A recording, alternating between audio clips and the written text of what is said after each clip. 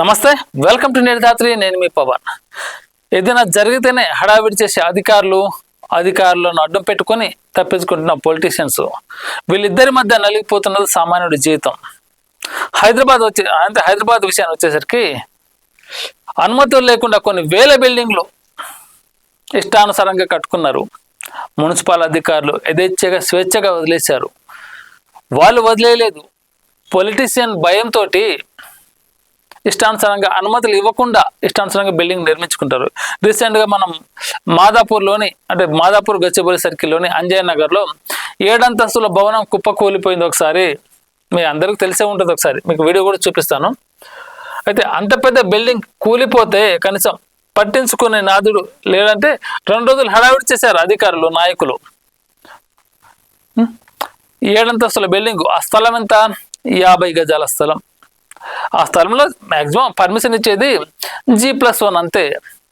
అంతకంటే ఒక పర్మిషన్ అయితే అధికారులు ఇవ్వరు. కానీ అధికారులు మాత్రం ఖచ్చితంగా పనిచేస్తారు. ఎందుకంటే రాబోయే రోజుల్లో వాళ్ళ మీద ఎటువంటి చర్యలు తీసుకోవడానికి అవసరం లేకుండా వాళ్ళు మాత్రం ఖచ్చితంగా అమలు పరిచారు. కానీ పొలిటికల్ నాయకుల భయంతో అధికారులు వెనక్కి తగ్గి ఇలాంటి వాళ్ళు బిల్డింగ్ నిర్మాణం చేసుకునేటోళ్ళు యథేచ్ఛగా నిర్మాణం చేసుకుంటారు. వాళ్ళ ఇష్టానుసారంగా ప్రభుత్వ ఆదేశాలకు అవసరం లేకుండా బేఖాతరు చేస్తూ ఇష్టానుసారంగా పొలిటికల్ సపోర్ట్ తోటి ఇలా చిన్న చిన్న స్థలాల్లో పెద్ద పెద్ద బిల్డింగ్లు కట్టుకుంటూ ప్రజల ప్రాణాలతో చెలగాట మారుతున్నారు. ఈ మధ్యన మున్సిపాలిటీ వాళ్ళు, అదే కమిషనర్లు, కలెక్టర్లు తెగ ప్రెస్ మీట్లు పెట్టి చెప్తున్నారు, అక్రమంగా అంటే ల్యాండ్లో ఎంతవరకు అయితే కట్టాలో అంతవరకు మాత్రం బిల్డింగ్లు మాత్రం ఉంచుతాం. మున్సిపాలిటీ విధులను అంటే మున్సిపాలిటీ యొక్క లెక్కల్ని బేఖాతరు చేసి ఇష్టానుసారంగా అంటే కట్టుకున్న బిల్డింగ్లు మాత్రం ఖచ్చితంగా కూల్చివేస్తామంటున్నారు. ఎన్ని వేల బిల్డింగ్లు కూల్చుతారు మీరు? అంటే ప్రజల ప్రణాళిక ఏదైనా జరిగితేనే ప్రభుత్వ అధికారులు ఉలికి పడతారా? అంటే ఏదైనా జరిగితేనే హడావిడి చేస్తారు. మాదాపూర్లో 7 అంతస్తుల బిల్డింగ్ కూలిపోయి ఇవాళ 3 రోజులు అయినా కానీ ఇప్పటి వరకు ఆ బిల్డర్ని పోలీసులు పట్టుకోలేదు. అంటే ఆ పోలీసులు వెనకాల ఎవరున్నారో అర్థం కావట్లేదా? తీవ్రవాదులు, ఉగ్రవాదులని, దొంగలని 4 గంటల్లో 8 గంటలు పట్టుకునే మన పోలీసులు ఒక బిల్డర్ని ఇప్పటిదాకా పట్టుకోలేదంటే ఎవరు కారణం దీనికి? ఒక పొలిటీషియన్ కాదా? ఆ బిల్డర్ వెనకాల ఒక పొలిటీషియన్ ఉన్న సంగతి లేదా? అసలు 50 గజాల్లో ఒక మనిషి అంత పెద్ద బిల్డింగ్ ఎలా కడతారు? అసలు వాళ్ళకు ఎవరు ఆ పర్మిషన్ ఇస్తున్నది ఒకసారి మీకు వివరిస్తాను. ఆ పర్మిషన్ అధికారులు అయితే సచిన పర్మిషన్ ఇవ్వరు. ఏదో ఒక రోజు సంఘటన జరుగుతుంది, దానికి నేను బాధ్యున్నైతానని అధికారి తప్పు లేకుండా తన పర్మిషన్ ఎంతవరకు ఇవ్వాలో అంతవరకే గ్రాంట్ చేస్తారు. తర్వాత పొలిటికల్ అండతోటి వాళ్ళకి కాల్ చేసి బెదిరించి అనుమతి లేకుండా ఇష్టానుసారంగా కట్టుకుంటారు. దానికి ఉదాహరణే మాదాపూర్ అంజయ్ నగర్లో జరిగిన ఈ ఘటన. కార్మికులు చనిపోయారు, దాంట్లో మనుషులుంటే నివాస స్థలం ఉంటే పరిస్థితి ఏంది? ఎన్ని ప్రాణాలు పోయి. ఇవన్నీ ఆ ఎమ్మెల్యేలకు తెలియట్లేదా? అంటే ఎమ్మెల్యేలు, కార్పొరేటర్ అండదండలతోటి ఇలాంటి అక్రమ బిల్డింగ్ల నిర్మాణం జరుగుతుంది. అసలు దీనికి బాధ్యత కనీసం వహించాలి కదా. బాధ్యత లేకుండా వ్యవహరిస్తే ఇలా? రాబోయే రోజుల్లో దీనికి ఒక ఖచ్చితమైన అధికారం అంటే వాళ్ళు తీసుకోవాలి, అధికారులు చర్యలు తీసుకోవాలి. చర్యలు తీసుకోకుండా ఇలా ఇష్టానుసారంగా మాట్లాడితే ఎలా? అధికారి అయిన వాడు ఒక నిక్కచ్చిగా మాట్లాడాలి, ఎప్పుడో బాగుంటుంది. కానీ పర్మిషన్ ఇచ్చినాం కదా అని ఏది పడితే అది మాట్లాడితే ఎలా? ఒక మున్సిపల్ పర్మిషన్ ఎందుకు తీసుకుంటారు? ఒక మనిషి ఒక బిల్డింగ్ కట్టడానికి ఆయన ఏం తీసుకుంటాడు? ఒక చిన్న ఎగ్జాంపుల్ చెప్తాను మీకు. 50 గజాల స్థలం, 100 గజాల స్థలంలో GHMC వాళ్ళు ఎలా పర్మిషన్ ఇస్తారు, ఎంతవరకు ఇస్తారన్నది. ఒక మనిషి బిల్డింగ్ కడుతున్నాడు అనుకుందాం, సపోజ్ 50 గజాలు లేక 100 గజాలు అనుకుందాం. ఆయన ఫస్ట్ ఎక్కడికి వెళ్తాడు?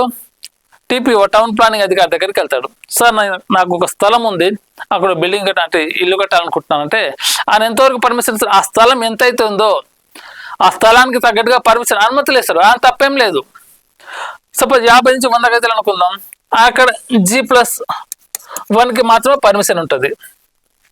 లేదు సార్, నీకు 2 అంతస్తులు ఇస్తాను, 3 అంతస్తులు ఇస్తానంటే అధికారి ఒప్పుకోడు. ఎందుకంటే ఏదైనా జరిగితే ఆ అధికారి బాధ్యత వహించాల్సింది. అందుకే తన తప్పును తన మీద వేసుకోవట్టాడు. అధికారి అనేది కూడా ఖచ్చితంగా పనిచేస్తున్నాడు, నిజాయితీగా పనిచేస్తున్నాడు. ఇక్కడే అసలు సమస్య మొదలైంది. ఈ TPO దగ్గర టౌన్ ప్లానింగ్ ఆఫీసర్ దగ్గర పర్మిషన్ దొరకకపోతే ఏం చేస్తాడు, ఇక్కడ నుంచి వెళ్ళి స్ట్రైట్గా జిహెచ్ఎంసీకి వెళ్తాడు. జిహెచ్ఎంసీకి వెళ్ళి అక్కడ ఎవరైతే ఉంటారో ఎల్ఎస్ అంటే లైసెన్స్ సర్వేయర్ ఉంటారు, ఎల్ఎస్ని కలిసి ఆ ప్రదేశం ఎంతైతే ఉందో ఈ ప్రదేశంలో ఎంతవరకు ఇల్లు కట్టుకోవచ్చు అని ఒక మ్యాప్ తయారు చేసుకుంటాడు. అని ఒక మ్యాప్ తయారు చేసుకొని ఒక ఇల్లు కట్టుకోవడం అంటే ఒక బిల్డింగ్ కట్టుకోవడం మొత్తం కట్టుకోవడం కాదు, సెట్ బ్యాక్, దానికి సెట్ బ్యాక్ వేయాలి అంటే వదిలిపెట్టాలి.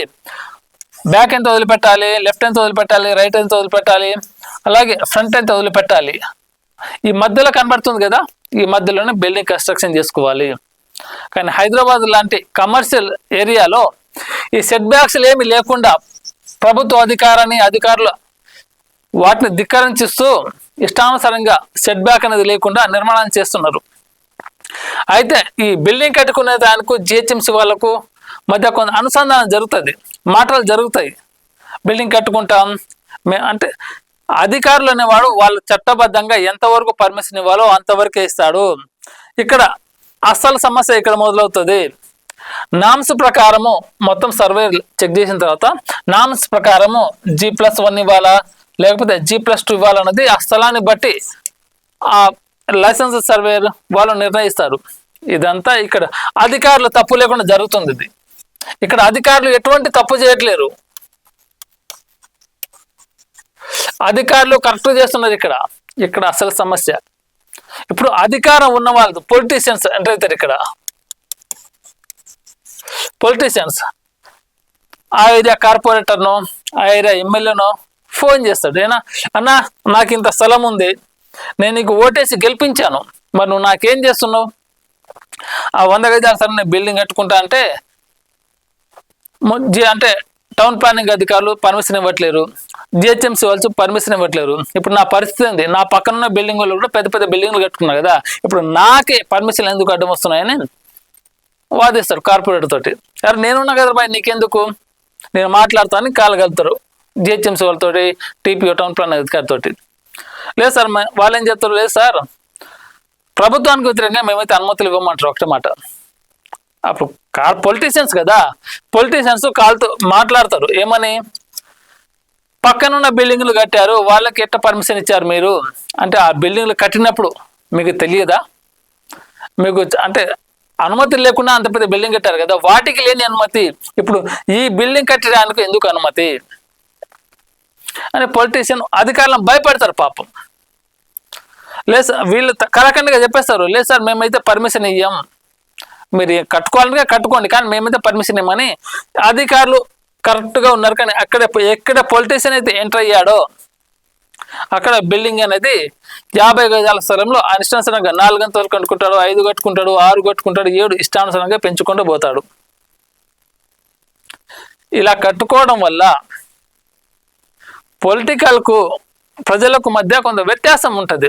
ఇప్పుడు మాదాపూర్లో 50 గజాల స్థలంలో 7 అంతస్తుల బిల్డింగ్ అధికారుల సపోర్ట్తో కట్టినా లేదు, అధికారుల తప్పు లేదు, అక్కడ ఖచ్చితంగా పొలిటికల్ సపోర్టు పొలిటీషియన్ అర్థంలో కట్టుకోరు. ఇప్పుడు సమస్య ఏంటంటే అధికారులు లంచ్ అవతారాలు ఎలా మారుతారు. ఇప్పుడు వీళ్ళు జిహెచ్ఎంసీ వాళ్ళు టీపీ వాళ్ళు పర్మిషన్ ఇవ్వలేదు, టౌన్ ప్లానింగ్ ఆఫీసర్ పర్మిషన్ ఇవ్వలేదు, ఇష్టానుసారంగా 50 గజాల స్థలంలో బిల్డింగ్ కడతారు, 5 అంతస్తులు కడతారు, 6 అంతస్తులు కడతారు, 7 అంతస్తులు కడతారు అన్న నాయకుడి మీద డిపెండ్ అయి ఉంటుంది. ఇప్పుడు జిహెచ్ఎంసీ వాళ్ళు టీపీ వాళ్ళు ఏం చేయాలి, అక్రమంగా జరుగుతున్న నిర్మాణం ఏదైతుందో బిల్డింగ్ దగ్గరకు వస్తారు, వాళ్ళ చైన్ ఒకటి ఉంటుంది, వాళ్ళ మనుషులు పంపిస్తారు, ఈ బిల్డింగ్ దగ్గర ఉన్న పారల్ని అక్కడ పరికరాలను ఎత్తుకొని పోతారు. ఎందుకంటే రేపటి రోజు దాని మీద రావద్దు కదా, అక్కడ యథేచ్ఛగా అక్కడ నిర్మాణం జరుగుతుంది, మీరు ఎందుకు యాక్షన్ తీసుకోవాలంటే ఆయన చూపెడతాడు, నిర్మాణం జరుగుతుంది, మేము మనుషులను పంపించాం, అక్కడ ఉన్న పరికరాలను తెప్పించుకున్నాం, ఆయన మీద తప్పు లేకుండా చూసుకుంటాడు. ఇప్పుడు ఇంత పెద్ద నిర్మాణం జరిగింది కదా, అధికారులు లంచ్ అవతాలు ఎలా మారుతారు, లంచం అనే ముచ్చట అధికారులకు ఎలా వెళ్తుంది. బిల్డింగ్ కట్టారు జరిగిపోయింది, ఇప్పుడు ఖచ్చితంగా ఎంక్వైరీ అనేది ఉంటుంది కదా, బిల్డింగ్ ఇన్స్పెక్టర్ అనే ఒక పర్సన్ ఉంటాడు, 50 గజాల స్థలంలో 7 అంతస్తుల బిల్డింగ్ ఎవరు పర్మిషన్ ఇచ్చారు? ఎవరు అసలు దీనికి అనుమతులు ఇచ్చిందంటే టౌన్ ప్లానింగ్ ఆఫీసర్లు తప్పలేదు, సర్వే అంటే సర్వే చేస్తారు కదా, లైసెన్స్ సర్వే వాళ్ళది కూడా తప్పలేదు. ఈ బిల్డింగ్ ఇన్స్పెక్టర్ వచ్చి దీనికి అనుమతి లేదు, మేము కూల్చేస్తామంటాడు ఒకటే మాట. అప్పుడు ఈ బిల్డింగ్ ఓనర్ ఏమంటాడు? బిల్డింగ్ ఓనర్ వెళ్ళి స్థానికంగా ఉండే కార్పొరేటర్కో లేదా ఎమ్మెల్యేకో ఫోన్ చేస్తాడు. ఇక్కడ అధికారులు లంచ్ అవతారం ఎత్తారు.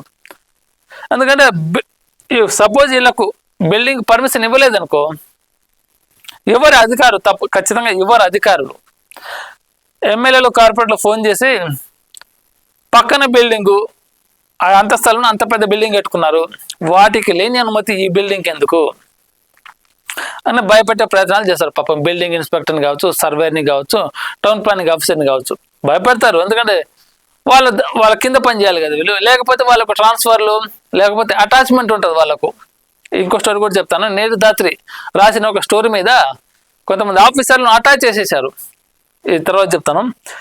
ఇక్కడ బిల్డింగ్ ఇన్స్పెక్టర్ వచ్చి ఇన్స్పెక్షన్ చేస్తాడు బిల్డింగ్ మొత్తాన్ని. ఈ బిల్డింగ్ మొత్తాన్ని ఇన్స్పెక్షన్ చేస్తాడు. ఇది నిబంధనలకు విరుద్ధంగా ఉంది, నేను కూలగొడతామంటారు. అప్పుడు ఎమ్మెల్యేలో కార్పొరేటర్ వచ్చి కూలగొట్టడం ఎందుకు, పక్కన బిల్డింగ్ పర్మిషన్ ఉంది, వాళ్ళు కట్టుకోరు కదా, దీనికి అనుమతి లేదంటే అప్పుడు వస్తుంది మాట. మరి మా వాళ్ళు వచ్చారు కదా, మాకేంటి, మేము అనుమతి ఇవ్వలేదు, మేము కూలగొడతాం.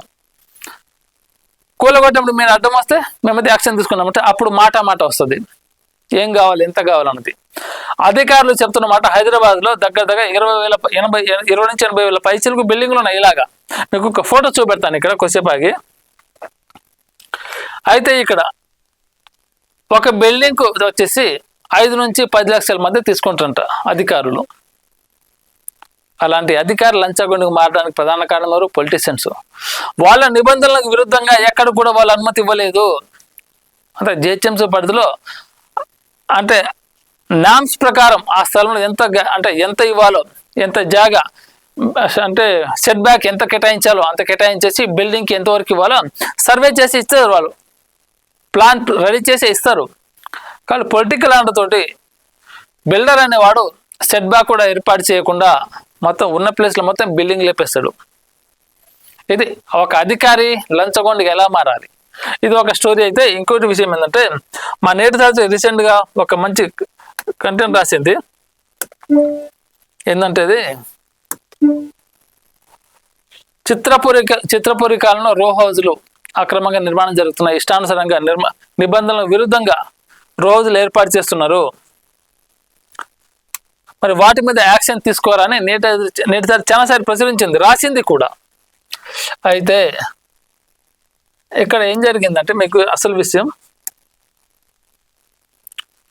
ఒక బిల్డింగ్ చూపెడతాను మీకు. ఎటువంటి అనుమతులు అసలు అనుమతులు ఎవరు ఇస్తున్నారో తెలియదు. అనుమతులు అనేది ఎవ్వరు ఇవ్వరు. ఇక్కడ బిల్డింగ్ చూడండి, ఇదొక బిల్డింగు, ఇదొక బిల్డింగు, ఇదొక బిల్డింగ్, ఇదొక బిల్డింగ్, అన్ని బిల్డింగ్లు ఆనుకొనే ఉన్నాయి. వీటికి సెట్ బ్యాక్ అనేది ఎవరిచ్చారు? సెట్ బ్యాక్ అనేది ఎక్కడుంది? సెట్ బ్యాక్ అనేది ఎక్కడ లేదా, మొత్తం బిల్డింగ్ కంటిన్యూగా ఆనుకొనే ఉన్నాయి. చూడండి ఇక్కడ ఈ బిల్డింగ్కి ఎక్కడైనా గ్యాప్ ఉందా? 60 ఫీట్ల గ్యాప్ కావాలి ఖచ్చితంగా బిల్డింగ్ మధ్య. ఎక్కడైనా గ్యాప్ ఉందా ఈ రెండింటికి? ఇన్ని జరుగుతాయి. వీటన్నింటినీ కూలగొడతారా ఇప్పుడు అధికారులు, మున్సిపల్ అధికారులు? వీటన్నింటినీ కూలగొడతారా? ఇలాంటి వాటి మీద నేటి రాత్రి చిత్రపూరి కాలంలో జరుగుతున్న రో హౌజులు అక్రమ నిర్మాణం గురించి ఒక కథనం రాస్తే అధికారులు స్పందించారు. పాపం అధికారులు స్పందించి యాక్షన్ తీసుకున్నారు. 4 రోజులు కడుతున్నారు ఇష్టానుసారంగా, అనుమతి లేకుండా. 2 రోజులను కూల్చేశారు. ఎప్పుడైతే 3వ రోజును కూల్చడానికి వెళ్ళారు అధికారులు, పొలిటీషియన్స్ వెంటనే ఫోన్ చేసి పాపం ఆఫీసర్లను సస్పెండ్ చేయలేదు, ట్రాన్స్ఫర్ చేయలేదు, అటాచ్ చేసేసారు. అటాచ్ చేయడం వల్ల ఏం జరుగుతుందంటే, వాళ్ళకు రావాల్సిన ఇంక్రిమెంట్ రాదు, ప్రమోషన్స్ రాదు, శాలరీ సరిగా రాదు అటాచ్ చేయడం వల్ల. అంటే పొలిటికల్ లీడర్కు భయపడి కూడా అధికారులు పనిచేయాల్సిన కర్మ మన రాష్ట్రంలో ఇంకా ఉంది. మరి ఒక ఆఫీసరు నీతి నిజాయితీగా పనిచేస్తే పొలిటికల్ ప్రెజర్ ద్వారా తన వృత్తిని తాను న్యాయం చేయలేకపోతున్నాడు. మరి ఇలా ఏదైనా ఘటన జరిగితేనే అధికారులు ఉలిక్కి పడతారా అంటే అవును, 2-3 రోజులు హడావిడి చేస్తారు అధికారులు. ఆ తర్వాత ఇలాంటి సంఘటన జరిగినప్పుడు మాదాపూర్లోని అంజయ్ నగర్లో 7 అంతస్తుల బిల్డింగ్ కూలిపోయింది. దీనికి ప్రధాన కారణం అధికారులు కాదు, పొలిటీషియన్స్ అండదండలు చూసుకొని బిల్డర్లు ఇష్టానుసారంగా నిర్మాణాలు చేపడుతున్నారు. అధికారి అనేవాడు ఎంత ప్రకారం ఆ స్థలంలో ఎంతవరకు ఇల్లు అంటే బిల్డింగ్ కట్టుకోవాలో నామ్స్ ప్రకారం సెట్ బ్యాక్ మొత్తం సెట్ ప్లాన్ చేసి ఆ బిల్డర్కి ఇస్తాడు. ఆయన పొలిటికల్ అండదండలతో ఇష్టానుసారంగా బిల్డింగ్ని పెంచుకుంటూ పోతాడు. అధికారుల తప్పేం లేదు, బిల్డర్ మాత్రం పొలిటికల్ అండదండ చూసుకొని ఇష్టానుసారంగా కట్టుకుని, ఇది ఒక అధికారి లంచగొండిగా ఎలా మారుతున్నారు. అన్ని పర్మిషన్లు క్లియర్ అయిపోతాయి, జిహెచ్ఎంసీ ఎంతవరకు ఇవ్వాలో, పక్క బిల్డింగ్ వాడికి లేని పర్మిషన్ ఈయనకి ఎందుకు అని దగ్గర పొలిటీషియన్స్కు అధికారులు తల ఉంచుతారు. అప్పుడు నాకేంటి అని ఒక మాట అంటాడు అధికారి, 5-10 వచ్చేసి దులుపుకొని పోతాడు. తర్వాత జరిగే పరిణామాలకు ఆయన దగ్గర సాక్ష్యాలు ఉన్నాయి కదా, నేను పర్మిషన్ ఇవ్వలేదు. ఒక ఎమ్మెల్యే ఆయన నియోజకవర్గంలో ఇంత సంఘటన జరుగుతుంటే వచ్చి అమ్మని ఆశ్చర్యపోతున్నాడు. ఆయనకు సోయి ఉండాలి కదా. ఎలక్షన్ అప్పుడు ప్రచారానికి వచ్చినావు కదా, ఈ ఇంత ప్లేసులు అంత పెద్ద బిల్డింగ్ ఎలా కడుతున్నది అప్పుడు నువ్వు ప్రశ్నించవచ్చు కదా. అంటే ఎలక్షన్ ప్రచారం టైంలోనే వచ్చినావు, మిగతా టైంలో ప్రజల సమస్యలు తెలియట్లేదు మీకు. అంటే ప్రచారం ఉన్నప్పుడే అది ప్రజల్లోకి వస్తావా? పెళ్ళిళ్ళకు, ఫంక్షన్లకు, పెద్ద మంది ఫంక్షన్లకు వస్తావు కదా, అప్పుడు కనబడవు ఇలాంటి ప్లేసులు మీకు. అప్పుడు ఎందుకు మాట్లాడలేదు? సంఘటన జరిగినప్పుడు ఎందుకు వస్తున్నారు మీరు? రాజకీయాలు చేయడానికా మీరు? అంటే ప్రజాసేవ ముసుగులో వచ్చేది? ప్రజాసేవ అనేది నిష్పక్షపాతంగా చేయాలి మీరు. ఆ ఎమ్మెల్యే ఆశ్చర్యపోతున్నాడు, ఎలా కట్టారు ఇంత పెద్ద బిల్డింగ్, పర్మిషన్ ఇచ్చింది ఎవరని. అంటే ఆయనకు తెలియకుండానే ఇదంతా జరుగుతుందా? ఆ మాదాపూర్లో 7 అంతస్తుల బిల్డింగ్ కూలిపోయింది, ఆ బిల్డర్ ఇప్పటిదాకా కనబడలేదు. పోలీసులకైతే ఎందుకు దొరకడు? ఉగ్రవాదులను, తీవ్రవాదులని గంటలో పట్టుకున్న మన పోలీసులు, మన బిల్డర్ పారిపోయిండో దాక్కున్నాడో పోలీసులకు తెలీదా? మరి ఆ పోలీసులను భయపెట్టేది ఆ ఎమ్మెల్యే ఎవరో తెలీదా? ఆ బిల్డర్ వెనక ఉన్నారా అంటే బిల్డర్ వెనక ఏ ఎమ్మెల్యే ఉన్నాడో తెలియదా? పొలిటికల్ లీడర్ల అండదండలతోటి సామాన్య ప్రజల ప్రాణాలు గాల్లో కలుస్తున్నాయి. ఇలాంటి సంఘటన జరిగినప్పుడే పోలీసులు, అధికారులు, పార్టీ నాయకులు, ఎమ్మెల్యేలు రాద్ధాంతం చేస్తారు. 2 రోజులు అయ్యాక అంతా సడైపోద్ది, మళ్ళీ ఇదే తదంగం జరుగుతుంది.